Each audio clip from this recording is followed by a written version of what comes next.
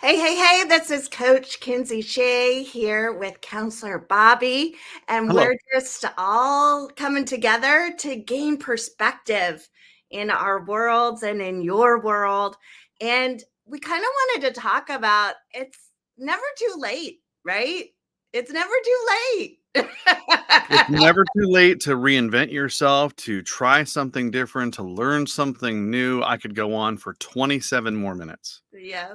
And we find out, the funny thing is, and this is irony, we find out too late that it's never too late. Yeah. Because remember when you were 30, I mean, that was only about 15 minutes ago, but you do remember when you were 30 and you felt old, right? Mm-hmm. Like, oh, I'm too old to do this. Now Right. we're the age that we are, and we're looking back going, oh, shit, I wish I would have done that then. So The bad. what if. Yes. The Pandora's box of what if. The thing is like our past, we did the best we could, right? We, with the resources, the tools, the awareness, our capacity to embrace life, we did the best that we could.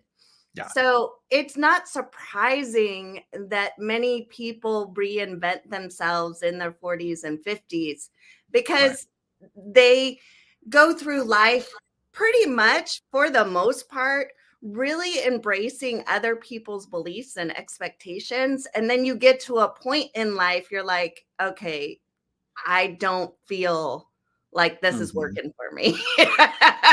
Yeah. You know, so in that pivot moment, you have like a fork in the road. Like you can go with your heart intuition to do something different or just stay the course. Yeah. And you know, that is our resistance coming in play, you know, the ego making us, Yeah. you know, want to stay in our comfort zone. But that doesn't always work for us, right? Correct. I was just writing some stuff down because I'm thinking of things that I want to put into my next book. Yeah. And that is really something that I actually, when you said that out loud, like we do the best we can with what we know. Mm-hmm. The funny thing is that you've heard this now because of the industry that you're in for Mm-hmm. years, right? There's going to be a person that we tell that to, and it's going to be the first time we heard it. Yeah. Or they heard it. Mm-hmm. I know that's just stunning to think of, but it's the truth. We're going to tell them, you know, you were doing the best you could with what you knew, and it's going to hit them. Yeah. And that's what we want, is for things like this to hit people and go like, oh, okay, I'm not alone with this struggle, because you're not. No. And the thing is that one key pivotal point that really helped me leapfrog over this what if kind of state is I gave myself permission to forgive myself for everything that happened in my past. Forgiving yourself or forgiving others is not a weakness. It's actually a superpower, because we're not condoning what happened. We're just releasing what no longer serves us. And that's super powerful. And a lot of people, you know, our pride, our ego gets in the way of us, you know, choosing the fork in the road of what we're going to do. But forgiveness is key. It's a key component in my coaching, you know, because I didn't feel, you know, probably 6 years ago, I didn't feel like I had the authority to forgive myself or give myself permission to feel the things that I felt, you know? Right. And I get you. I get you. And it's that you said the pride is the difficulty with the fork in the road. I'm going to add something to that. It's also guilt. Guilt will make it to where we cannot make that decision. So there is your element, but there's also that element and others as well. But we need to look at those elements and say, okay, what is keeping you from moving forward? Like I always tell people, you can look towards the past to get information, and you can look towards the future to set your goals, but you are in the present. Yep. You're not back there, and you are not there. Like I said, unless you've got a TARDIS, and if you do, let me know, because I want to go see Frank Sinatra. I know. In 1956 at the Sands in Vegas. That would be amazing. Martini in a smoky room. I know. But For the most of us, we don't have a TARDIS. We can't go back in time. The most of us. Well, there's 7 or 8 people out there, those selfish bastards, with their TARDISes flying around. I know. I was waving when they go by, and then I flip them off. It's like, don't pick me up. Oh, wow. See, this is why we do this at the times we do, because you and I are, what, 3 hours apart? Yeah. I'm just trying to get, a cup of coffee down, which is, apparently I'm nice and never naughty. No. Yeah. Well, I love this cup because of the size. It's a big, big cup of coffee. I know. That's why I like this one. My Nashville. Yeah, there you go. I know it's a little Nashville. Oh, there you go. I've never been there. I look forward to going there someday. Yeah. That was when my cross-country journey from Arizona back to Virginia. I got it. Wow. Yeah. That's quite a trek. It was. Had to be beautiful. Yes. But I mean, I went to Arizona primarily because of my health. I thought it would help with all of my, pain after my surgery. And the doctors are like, give it a try. It didn't help. It didn't help. Yes, but what I'm hearing is it's never too late. And you decided to challenge the fork in the road. Yes. And you said, no, I am going to do this. And you know what? It didn't work out perfectly. It wasn't horrible, but it wasn't great. But the point is that you did it. You tried. Right. I found myself stagnant for what I could call years. Right. After my divorce and problems with my business and stuff like that. And all of a sudden, I was just literally just rocking back and forth a little bit, going like, I have no idea what to do. Training, knowledge, skills, abilities, age, all of this. Fog. Right. That's what we love to do, is bring people out of that fog and go, here, check this out, and point their face a certain way, and they go, oh. This is possible. Cool. This is possible. They didn't know to 4 steps to the left. They had no idea. Yeah. And I didn't either. So I get it. It's that the thing is human existence requires people being able to ask for help and have people see their blind spots and be responsible enough and adult enough to take that criticism, which is not a criticism in itself, but I say it like that, meaning that sometimes you have to get irritated.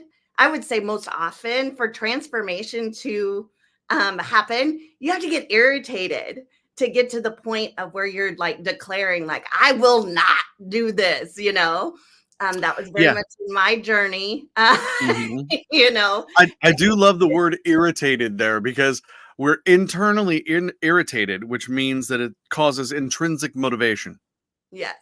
Yes, we're like, I have to do this now. I can't stand what I'm doing. I have to do something different.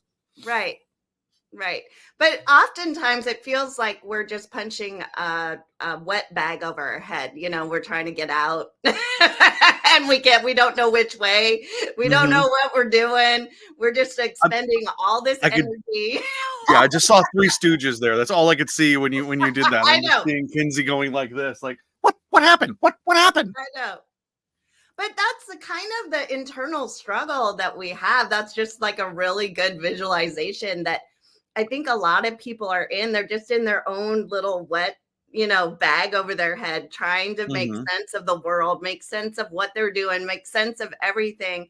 And they're just fighting themselves, that inner struggle with their beliefs that don't serve them anymore. The beliefs and adopted, correct. Correct. And then they have this thought, sorry to step on you. And then they have this thought that I'm too old now. I can't do this. Yeah. Oh, it's too late. Oh no, I'm done. I'm washed up. Yeah.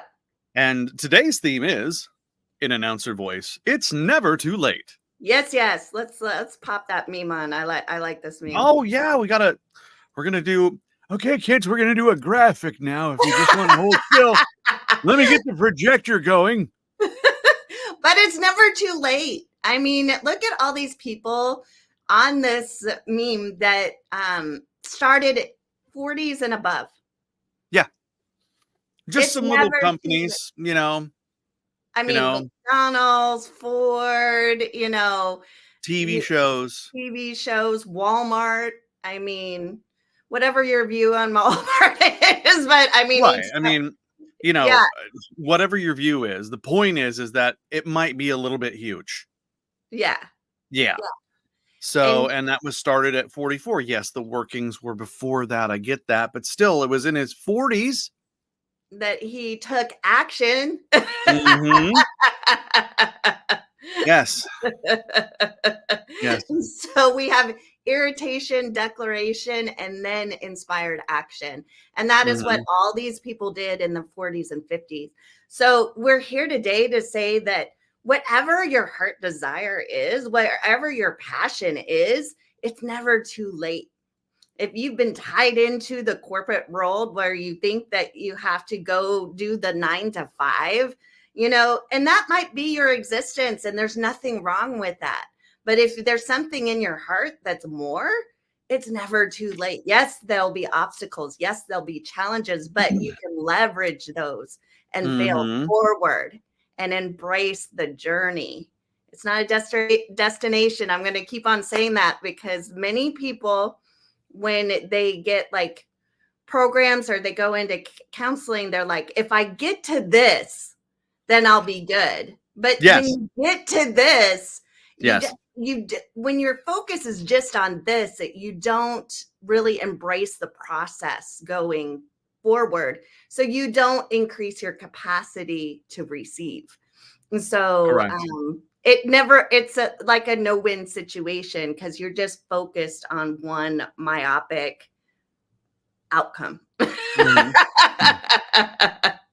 I couldn't have said that better. I really couldn't. There was something in there I was going to say pertaining to the irritation and the not knowing which way to. Oh, good. You changed the screen. I got to change mine. There we go. I put you right over my camera. I know.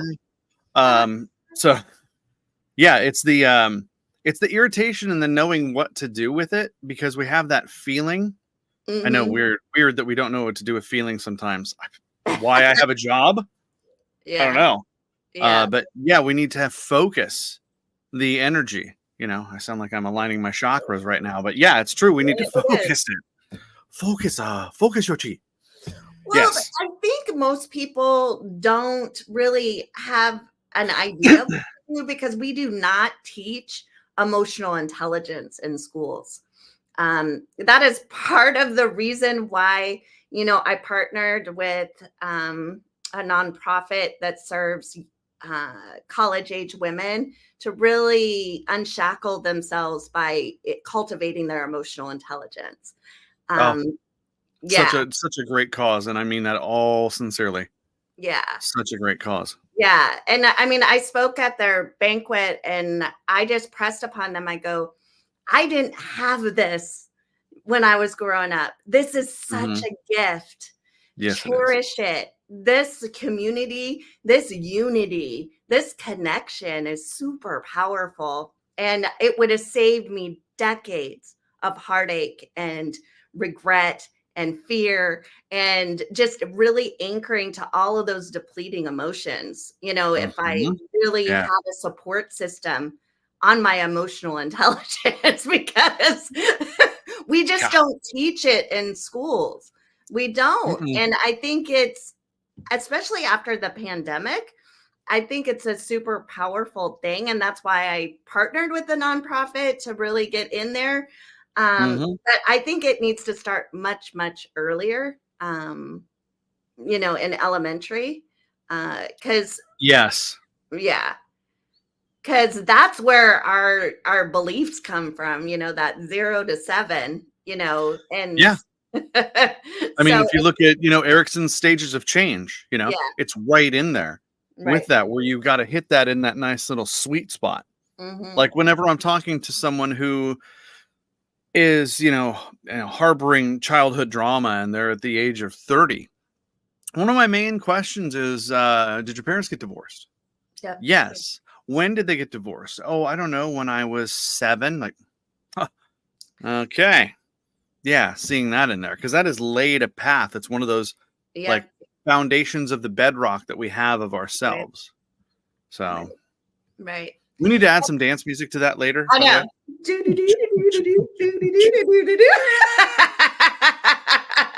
Just coffee, folks. That's it. There's no bourbon in here. It is way too early.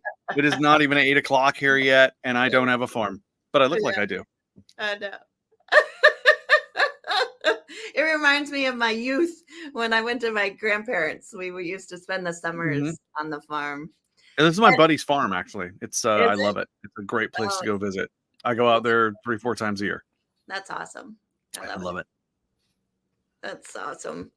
But no, I think we let ourselves off the hook quite often because we anchor to the fear, the guilt, and that doesn't even bring in like Mhm. our organizational beliefs, like our religious beliefs, how that plays in. I was very much brought up Catholic, so my parents were very much. I mean, my mom I had a master's degree in guilt. I mean, I love my mom. It's just, but I mean, It's an honorary title. yeah, I mean, if you're in the Catholic realm, and I'm not bashing or whatever, I'm just talking Mhm. about my experience. No, I understand. I mean, I don't think you have to clarify. It's the word Catholic guilt has been around for many, many years, and it's like spread out over different religions. And we're not Mhm. bashing religions. It's just that that seems to be one of the three primary areas where people collect and gather a plethora of guilt. Yep.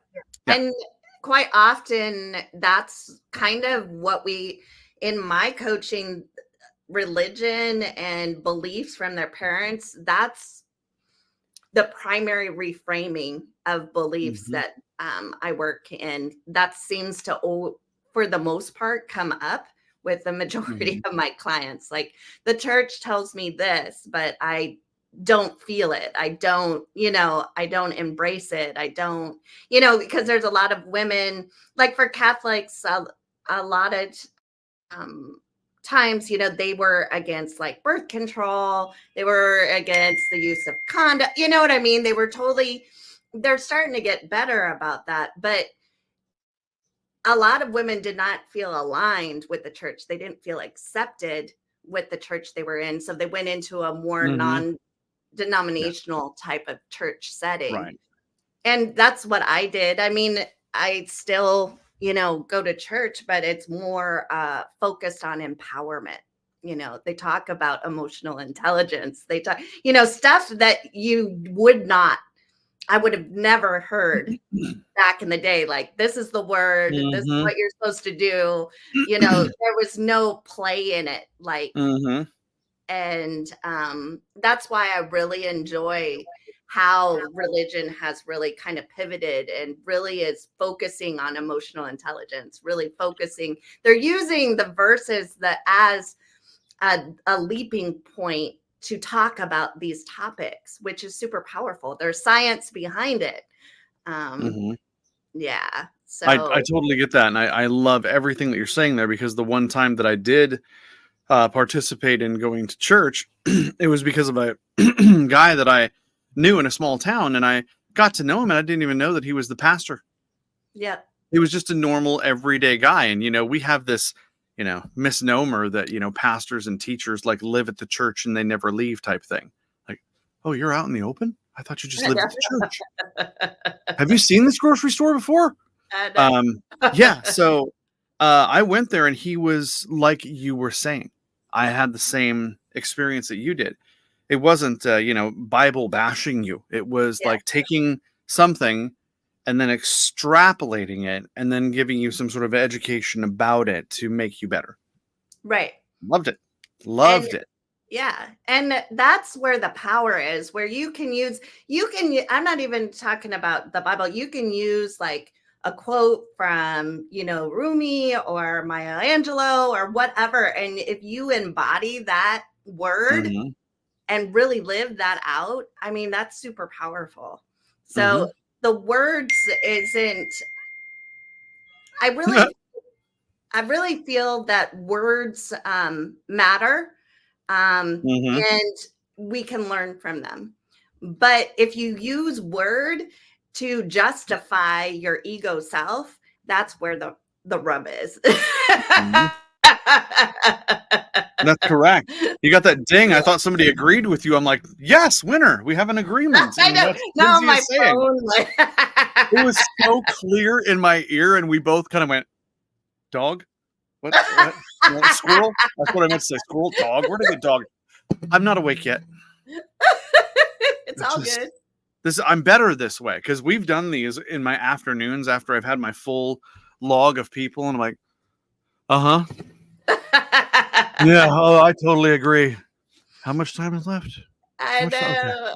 Oh my God. And I love doing these, but at the end of the day, I'm just so I'm damned if I do, damned if I don't, because well, the thing is like it's when you're coaching, when you're counseling, it requires a lot of energy, It does. and I do a process of where I clear my energy after each person so that I don't bring that into the next session. Because even when I was a nurse, I would do that. I would like clear my energy, because I could have one person dying in one room and then one person having surgery and one being, being discharged. And those are a whole array of emotions, you know what? I couldn't agree with you more. And I don't know how it is in your state, but in my state, in order to do a full session and bill for it properly, you have to do 53 minutes. You're telling me that I have 7 minutes to wrap up my notes, probably hit the bathroom, and then flush my mind out of what I just did so that I can see the next person? Right. Obviously, people that write these do not do counseling. It's like taking your car to the mechanic and it's making a horrible noise. Like, can I have it back in 30 minutes? What? Well, that's why I like coaching, because I personally don't take insurance. I just coach, so I can really kind of ebb and flow mine, however I feel. So, but in my nursing world, it's very much that way. It's very time constraints. Even though I'm in a behavioral health setting, I mean, it's still frowned upon spending an hour to intake somebody. You know what I mean? It's still frowned upon. Like ask the questions, chart, and then get going, get moving. Right. No time for bedside manner. Get going. Right. And honestly, I don't really follow that. I give, because most people want to be seen and heard. Once you give them that, that them acting out, them getting angry, them whatever, you have a rapport with them. And it really cultivates an understanding. I mean, like even with like one of my patients, I intaked him and he expressed, that, he was bullied and he's not going to tolerate it. And I go, well, in this inpatient setting, we can't have that. So do you feel safe coming to me? Because I see you and I hear you, but we have to have this, this agreement. If I give you a look, to go to we call it the timeout room. Like and so he was acting up. The timeout room for adults, right? What? The timeout room for adults? Yeah. I'm gonna name my bar that, just so you know. I know. But so I'm going to the timeout room. So he was yelling and whatever, and all of the psych techs were getting all worried, and concerned. And I just sat about the nurse's station, quiet, gave him the look, and he was like, Miss Kinsey, I'm sorry. And he went to the timeout room. He stayed there. I went and talked to him, and then he was good. I mean, because we establish a boundary, right? And all of my coworkers are like, "What did you do?" And I go, "We had an understanding." That's right. You built a rapport even in a short amount of time, and we deal with humans. You deal with humans in both sets of your work. You don't deal with computers. You don't deal with automobiles. You deal with human beings, but yet the parameters that can be set on us, especially in the medical field, yours, mine, people say, okay, these are your parameters. I'm like, You ever worked with a human being before? Let me just ask you that for starters. Because you 'Cause never know where it's going to go. Right. Because somebody might be in the, just on the verge of having a breakthrough or releasing, and that requires space, safe space. Yeah. Holding that container so that they can flow through their emotions. That's right. There's an art to it. It's super powerful, and not everybody can do it. It's not a very, a lot of people look at counseling or coaching as, I just tell people what to do. And that's the furthest from the truth. We guide the furthest from the truth. Yeah. We guide people, and it is up to the individual to flow with it to get their breakthrough. I'm not responsible for your breakthrough. I guide you. And it's a fork in the road again. You accept it, or you can have a breakthrough and be vulnerable with yourself, or you can hold on to your ego and be safe and keep doing the same things. Yep. And that's how I kind of explain it to people. Like, you have the choice. You have the keys. You're the driver. That is correct. Yeah. And it's never too late.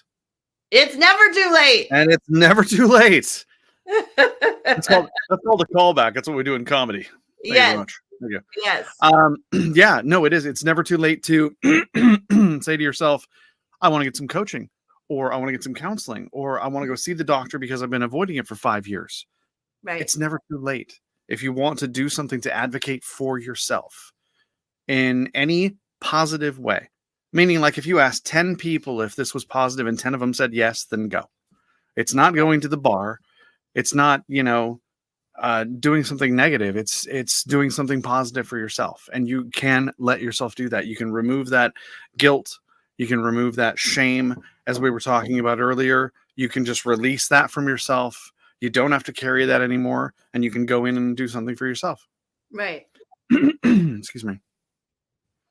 Right. It's super powerful, and a lot of people they just get really in that stuck, sympathetic kind of stress response where they just live in that cycle because that's all they know. And it's never too late to really anchor in just that play, that creative space, that stillness. But that requires you being okay in your body. A lot of people get disassociated from themselves, and they get in a cycle, and that's all they know. And that's okay. That's okay. But once you have the awareness that you're doing that, you have a choice, that fork in the road. That's right. And that's kind of where we live. When you're in that fork in the road, when you want to increase your capacity, when you want to be the better version of yourself, when you want to really love and trust yourself again, I mean, that's when you ask for help. And it's not a weakness. It's not a weakness. No, I used to the first coach that I hired, I was all like Miss Independent. I did the discovery call, and I go, this is the way I've been. This is who I am. And he just looked at me. He goes, so why are you here? How's that worked out for you? There's a reason why you're here. What, and I'm just like, what? Lay it out there. Yep. I get it. And I got all activated. I was all pissed off. I'm like, who does he think he is? I mean, I ended up hiring him as a coach, but because it got through my bullshit. All these masks and lenses and everything. I'm like, well, there's a reason I reached out to him. So I can pretend like there isn't and get nowhere and do the same thing over and over and over again. Or I can just kind of embrace the process. So they called it an exercise in futility. I think there's another word used there too, but we'll leave that one alone. Yes, it's never too late, and I've already thought of the tag on to this show, which is fighting the fear of success. Mm. Ah, Yeah. yes, yes, those pontification sounds that we make.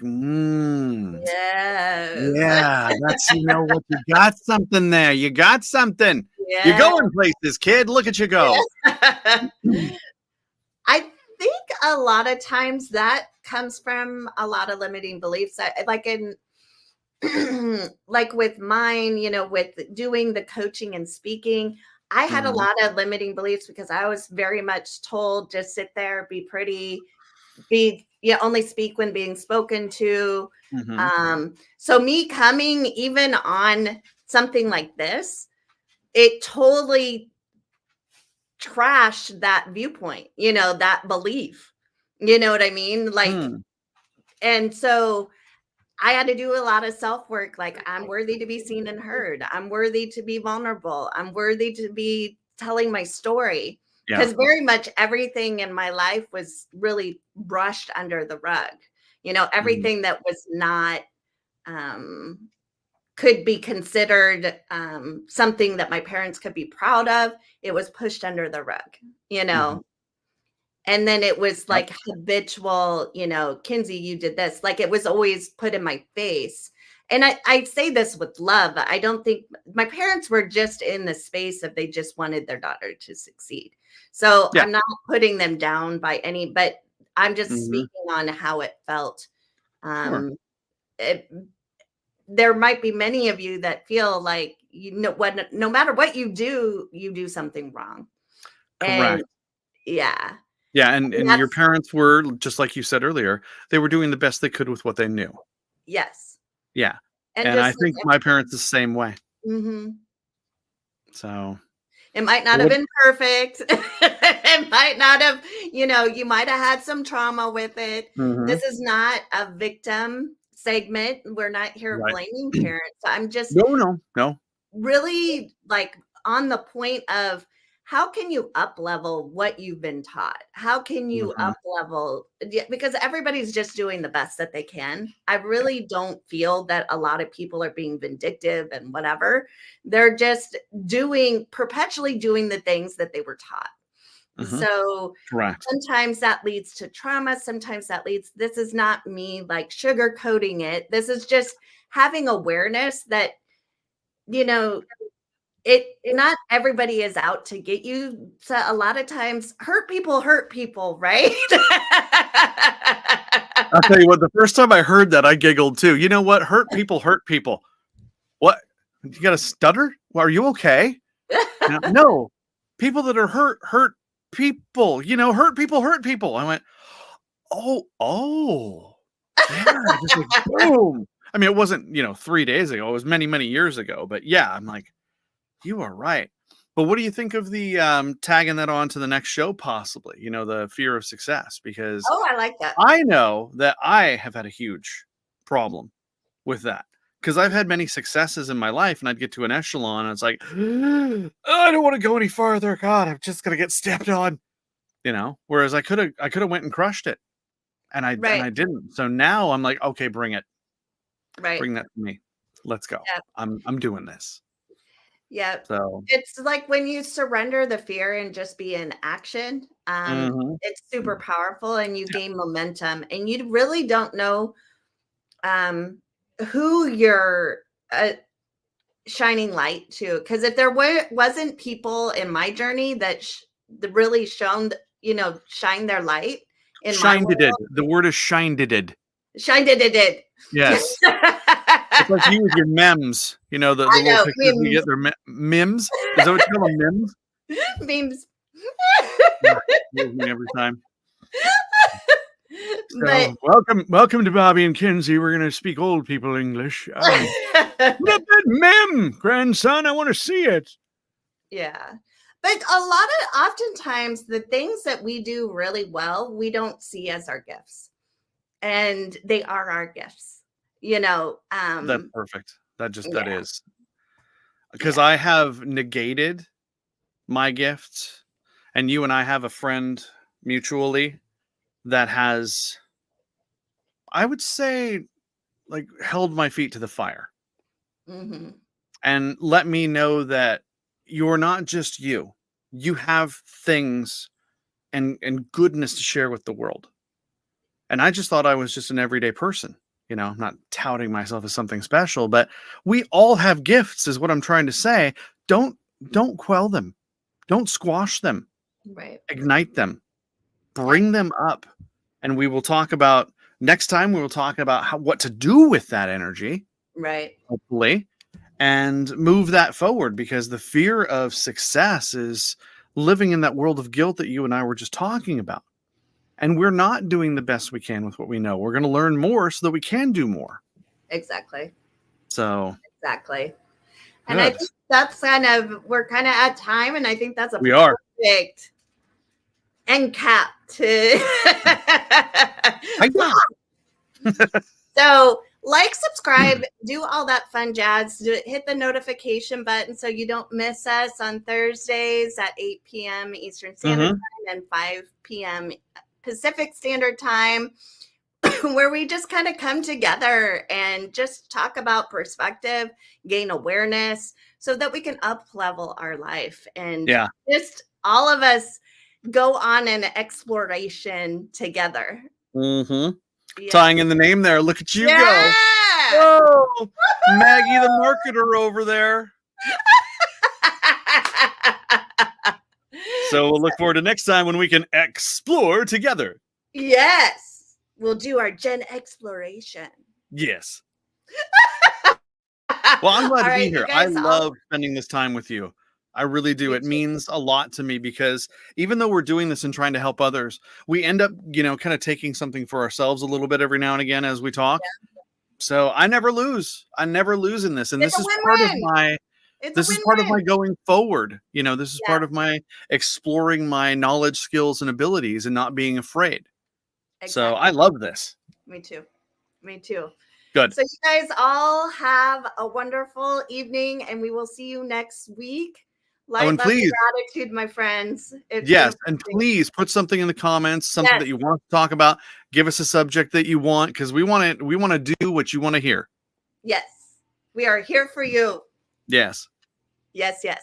Okay. All right, you guys take care. Okay, bye, everybody. Bye.